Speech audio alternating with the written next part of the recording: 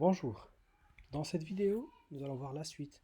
Après avoir créé les questions, les organiser selon des catégories, ça va être autour en fait des tests d'être organisés dans des catégories. Et c'est pareil, tout comme pour les questions, dans le menu test, vous allez avoir un sous-menu catégorie où vous pouvez aller créer les différentes catégories. Ou sinon, en allant directement dans la page de création d'un test, on aura la même chose sur le menu latéral droit. Donc la possibilité de créer des catégories ou des sous-catégories. Donc on va directement aller créer un nouveau test. Donc c'est dans menu test, ajout d'un test. Et nous allons voir de plus près donc les différents blocs. Mais surtout, ce qui sera le plus important, ça sera le fait de paramétrer le test pour que que ça soit exactement ce qu'on veut en termes de process et en termes de champ, de choses qu'on souhaite que le candidat puisse voir ou pas. Donc, pareil, donc on commence par attribuer un titre à notre test. Nous avons créé des questions d'orthographe et on va effectuer un test d'orthographe. Donc on va créer, je vais l'appeler test d'orthographe.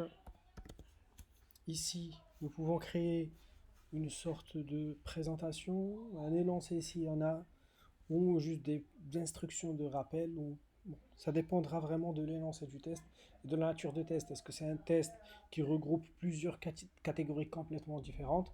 Est-ce qu'on va créer des tests, c'est-à-dire les tests des langues vivantes seront à part, ou encore pour les langues vivantes, on va mettre test de français, test d'anglais, test à part, chaque test à part. Donc ça aussi peut-être aura besoin d'un peu plus de précision pour le candidat pour qu'il comprenne à quoi il s'attend. Donc c'est-à-dire on peut présenter la chose, dire ce test sera composé de 4 questions d'orthographe, 5 questions de...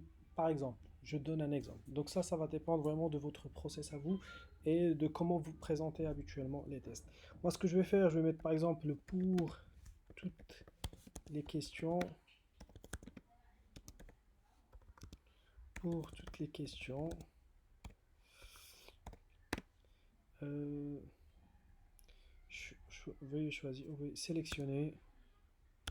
Donc pour toutes les questions, pour chaque question plutôt. Pour toutes les questions, donc pour chaque question,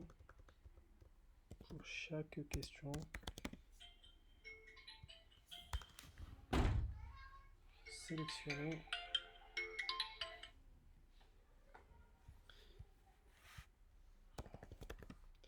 Je m'excuse, donc mon téléphone sonne toujours au mauvais moment. Alors pour chaque question, sélectionnez la bonne réponse.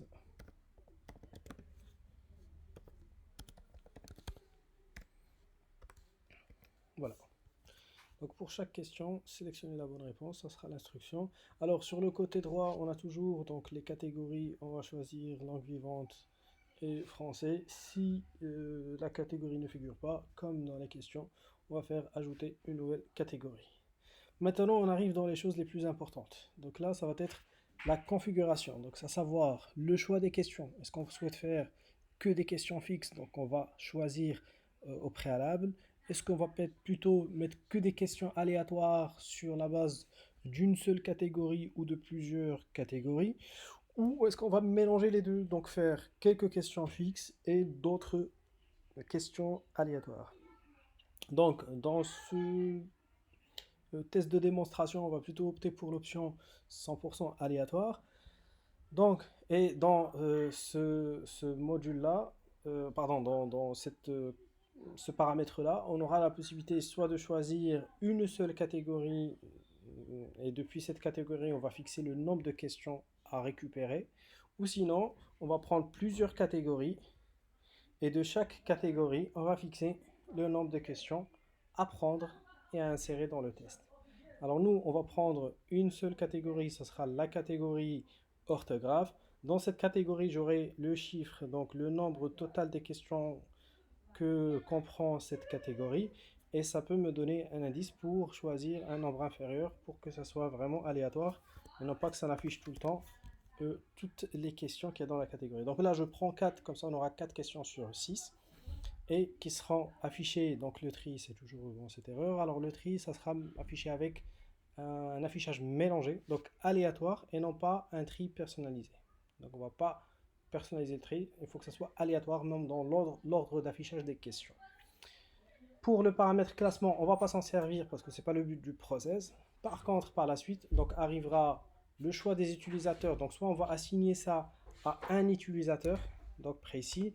Je prends Reda, c'est le seul utilisateur candidat que j'ai sur cette version démo. Donc en mettant Reda, ça va me sortir les propositions. Donc je choisis Reda, je lui attribue je lui attribue, je lui assigner le test. Ou sinon, je vais plutôt procéder autrement en faisant une assignation à un groupe que j'aurais créé au préalable. Donc, c'est-à-dire, par exemple, les candidats qui souhaitent intégrer la première année du pôle ingénierie, si c'est un test qui va être général pour tous les candidats, on va créer plutôt un groupe de candidats première année d'ingénierie. Alors, comment on fait ça? On va dans Quizmaker et vous avez ici un sous-menu groupe. Donc, on clique sur groupe. Alors j'attends que ça charge parce que j'ai toujours ce petit souci. Bon, ça va mieux quand même. Alors donc en allant, là j'ai par exemple ingénierie première année. Je rentre dedans et je vais ajouter les candidats qui vont être, enfin qui font partie de ce groupe-là. À savoir que cette phase-là, si jamais on va faire une assignation par groupe, il faut qu'elle intervienne après la validation du paiement. Donc c'est-à-dire je ne vais pas ajouter un candidat dans une catégorie, dans un groupe d'utilisateurs sans que ça soit déjà à la phase paiement OK. Donc là, j'ai déjà un Reda qui est déjà dans le groupe. Sinon, bah, je commence à chercher si j'ai d'autres candidats. Donc je commence à les chercher. Je tape les initiales ou je tape le nom ou je tape l'adresse mail. Il va me sortir les propositions. Je rajoute et ainsi de suite. Donc là, je pense pas que j'ai d'autres candidats de toute façon parce qu'il n'y a que Reda candidat sur cette version démonstration. Alors, je reviens à la partie test. Donc, soit je fais en effet un ajout par utilisateur, soit je rajoute tout le groupe ingénierie première année, je le mets dedans. Donc, c'est-à-dire que tous les candidats que j'aurai ajoutés dans ce groupe-là, dès qu'on aura mis paiement OK, on va les assigner à ce groupe-là, on va les intégrer dans ce groupe-là et automatiquement ils auront le test dans l'onglet test assigné sur leur espace candidat. Maintenant, arrivons à la partie la plus importante en fait, de création d'un test. Dans un premier temps, on peut les créer et puis laisser ça quand on aura vraiment le temps d'analyser les choses, comme on peut déjà avoir une idée générale ou une idée précise plutôt sur chaque test, comment il doit être fait ou dans quelles conditions le candidat doit le passer.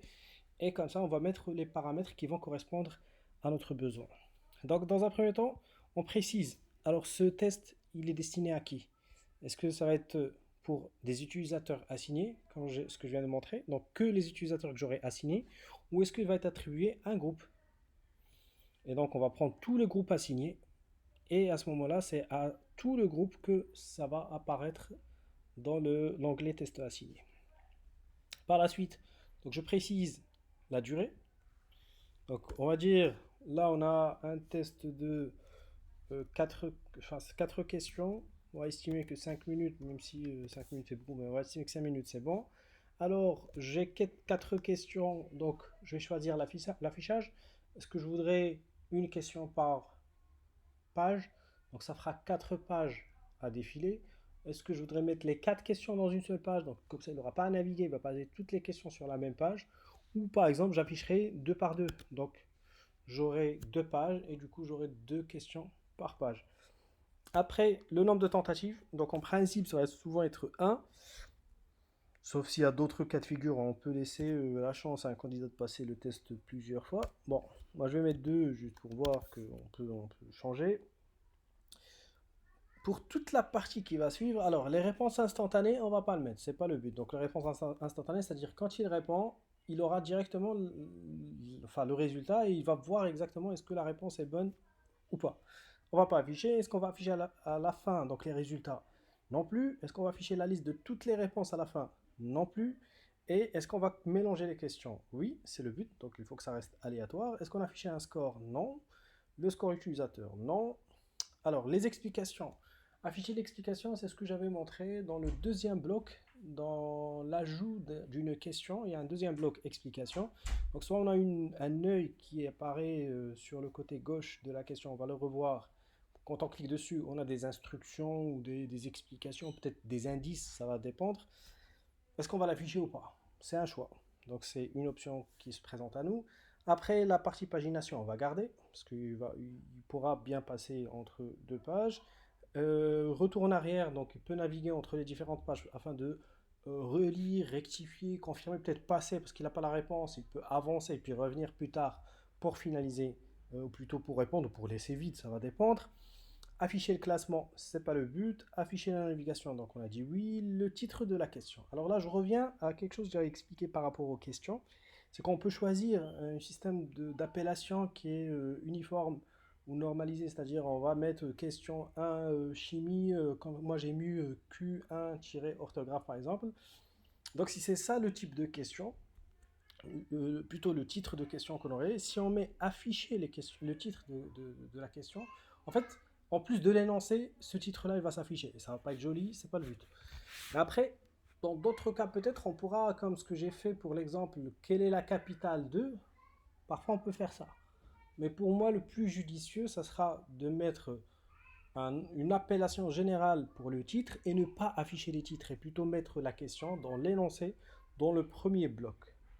Donc moi, à mon avis, il vaut mieux toujours cacher le titre de la question et plutôt n'afficher que l'énoncé et les réponses. Donc activer l'évaluation, non. Donc l'évaluation, donc c'est donner son avis par rapport à un tel test. Report de questions, non. Donc c'est-à-dire report de questions, il peut enregistrer et puis revenir plus tard pour répondre à une question. C'est pas le but. Donc non plus. Et mail du résultat non plus. Alors réinitialiser la note, c'est la possibilité en fait, quand, quand le candidat a la possibilité de faire plusieurs tentatives, en fait quand on réinitialise la note, on prend que la dernière note en question.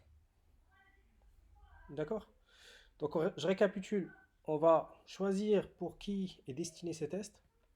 Ensuite, on fixe la durée, l'affichage de nombre de questions par page, le nombre de tentatives possibles, le fait de mettre les questions aléatoires mélangées, mettre la pagination, le retour en arrière et afficher la navigation. C'est tout ce qu'on va devoir activer pour avoir le résultat souhaité en fait en termes d'affichage et en termes de fonctionnalité, accessibilité pour les candidats. Quand je fais tout ça, donc j'ai sélectionné des questions aléatoires de ma catégorie orthographe avec 4 sur 6 questions. J'ai attribué ça à langue vivante français. J'ai fait les réglages qu'il me faut. Je fais publier.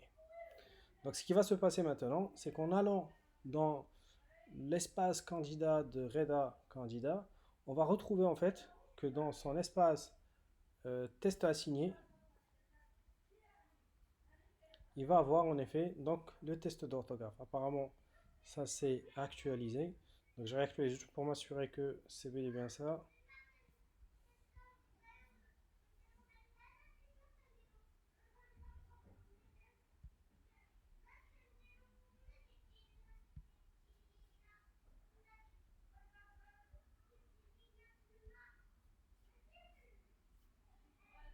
Et voilà. Donc il y a test d'orthographe. Je clique et je vais passer le test.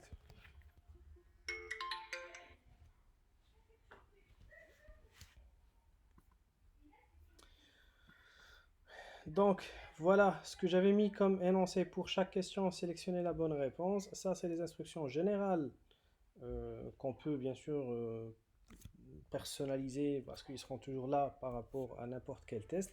Et là, il pourra commencer à passer son test. Donc on va voir, normalement ça doit se présenter sous forme de deux questions par page et qu'on puisse naviguer entre deux pages euh, pour les questions. Donc voilà, ça arrive. Donc voilà, on a notre première question. Choisissez la phrase correcte orthographique. Blabla, ok. La deuxième question, complétez la phrase, en l'occurrence je plains. Suivant.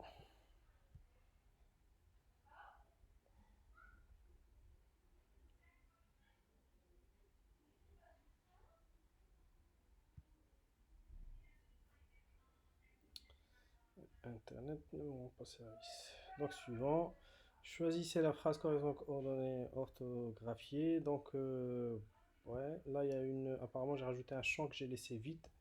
Il va falloir que je le supprime. Et là, pareil. Ok, envoyé. Donc on lui rappelle ce qu'il est sur l'envoyer. C'est fait. Et c'est envoyé. Donc voilà ce qui va se passer. Nous, on va créer les tests. Par la suite, on va les assigner soit par utilisateur, soit par groupe utilisateur. En fait, plutôt la phase assignation doit arriver après la validation du paiement. Et on a deux choix. Soit on va assigner utilisateur par utilisateur, soit on va assigner un groupe d'utilisateurs en allant ajouter le candidat dans le groupe correspondant. Maintenant, le candidat il vient de passer le test. Moi, je veux voir les résultats de ce test. Alors, je vais mettre à jour ici. Normalement, par la suite, il faudra accéder de manière, sachant qu'il y aura des notifications qui vont arriver par mail au mail admission. Donc, dès que quelqu'un passe un test, donc on a une notification qui nous dit, voilà, telle personne a passé le test, tel test. Ou sinon, donc si la personne elle est souvent sur la plateforme pour surveiller ce qui se passe, donc elle va se rendre dans le tableau de bord en fait des tests en ligne. Donc le tableau de bord, en allant ici dans QuizMaker, tableau de bord, et dans ce tableau de bord, on aura le récapitulatif de tout ce qui s'est passé récemment. Donc à savoir toutes les personnes qui ont passé les tests. Donc là par exemple, on vient de voir que Reda vient de passer à 5h24 un test d'orthographe. Donc je clique sur test d'orthographe. Je vais revenir dans la page de test et je vais vous montrer où est-ce que vous allez voir tous les résultats de tous les candidats.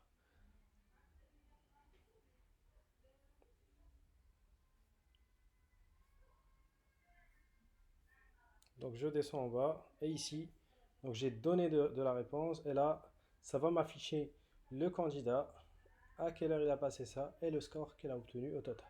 Si je veux regarder ces résultats, donc en principe, du moment que pour l'instant je cache les résultats, quand je clique sur résultats, je vais avoir à peu près le même écran que ce qu'il a lui pour l'instant. Donc c'est l'écran de fin de test.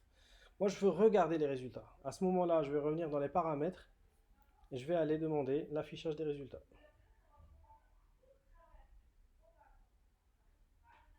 Ça, on peut régler pour les rôles, comme ça soit plutôt toujours activé pour les admins et désactivé uniquement. Moi, ça, c'est quelque chose que je peux régler moi-même. Donc là, dans un premier temps, on va le faire de manière manuelle, mais on va essayer d'automatiser ça pour éviter de refaire la chose à chaque fois. Donc je vais faire afficher le résultat. Maintenant, si je clique sur résultat, l'affichage que j'aurai, ça sera différent. Donc, c'est-à-dire j'aurai le détail des réponses du candidat que j'ai sélectionné. J'ai pas mis à jour, excusez-moi. Donc il faut mettre à jour ici.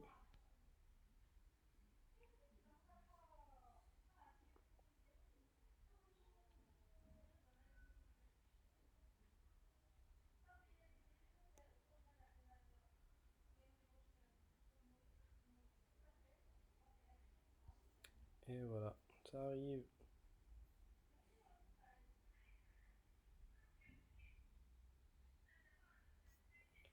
Donc on revient ici maintenant.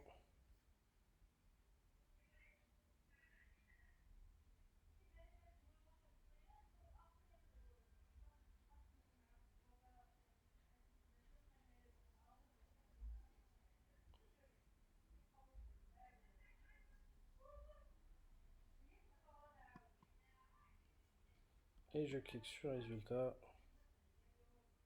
Donc là j'aurai les réponses que le candidat aurait donné. Donc avec voilà. Et là j'aurai la possibilité bien sûr de les imprimer, de faire ce qu'on veut, que je veux avec si jamais je le convoque à un entretien ou autre. Alors, donc je pense que c'est ce qu'il y a pour voir dans un premier temps pour se familiariser avec la plateforme. Je vous laisse tester un peu plus, préparer des questions et certainement on aura des séances de travail pour préparer ça, pour finaliser, peut-être même pour assister les personnes qui vont devoir passer à l'action et effectuer vraiment la création des questions et des tests en ligne pour qu'on puisse voilà, faire quelque chose de costaud et de simple à utiliser aussi. Je vous remercie et je vous dis à très bientôt.